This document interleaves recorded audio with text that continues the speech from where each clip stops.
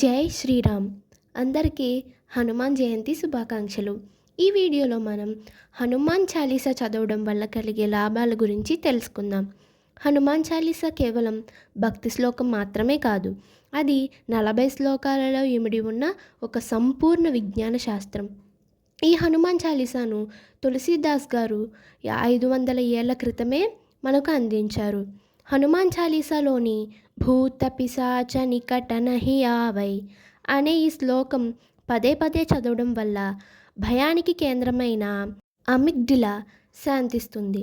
రామదూత అతులిత బలధామ అంటూ హనుమంతుని బలాన్ని స్మరించడం వల్ల మనలో డోపామైన్ రిలీజ్ అవుతుంది. దీనివల్ల ఆత్మవిశ్వాసం పెరుగుతుంది. హనుమాన్ చాలీసాలోని ప్రతి శ్లోకం ఒక బీజమంత్రం.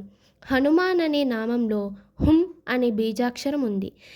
దీన్ని ఉచ్చరించినప్పుడు 432 హెర్ట్జ్ ఆఫ్ ఫ్రీక్వెన్సీ వస్తుంది.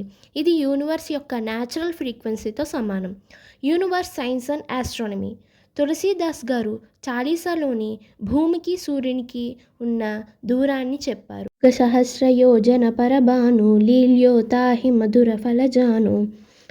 ఒక యుగం 12,000 సంవత్సరాలు, 1 సహస్రం 1000, 1 యోజనం 8 మైళ్ళు.